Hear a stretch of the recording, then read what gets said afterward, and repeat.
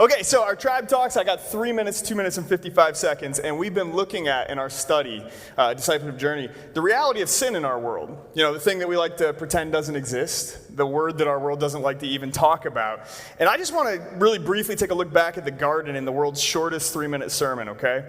I don't know if you're like me, growing up with friends, everybody had this sense, or they wanted to believe that people are inherently good.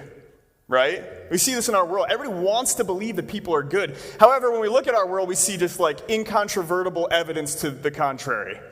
We see that, like, left to our own devices, human beings don't just create a never-ending fountain of goodness, do we? So the Bible teaches us something a little different, and it's an important difference. The Bible teaches that you and I are made in God's image. We were made as the kind of crown jewel of creation on that final day of creation where God said, you know what, everything's good, it's good, it's good. When he created us, this is very good. This is very good. Your Creator speaks over your life.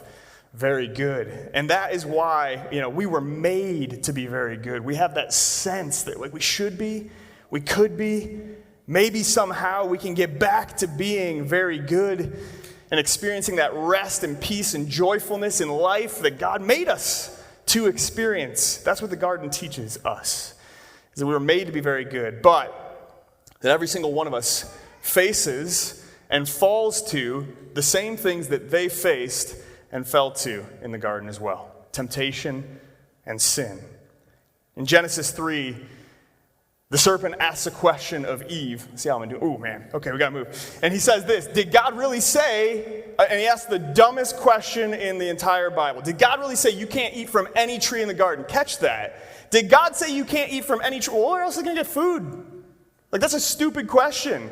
How many times do we fall into temptation and sin when we engage stupid arguments? Think about it. I think that humanity began to fall when she chose to engage in a stupid, baseless argument. And how many of you guys know the enemy is still active in your life and mine, trying to raise up stupid arguments for us to engage? Let's be careful about how we get into that, because he wants to erode in our lives. Think about what that question does. He's trying to erode her perception of God's goodness and provision for her. That's still the way the enemy does that, trying to drive a wedge between you and I and our Creator. And he says to her, you can be like God.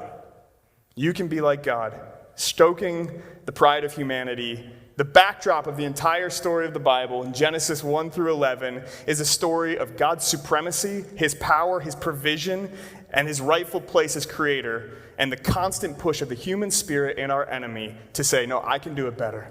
I can be God.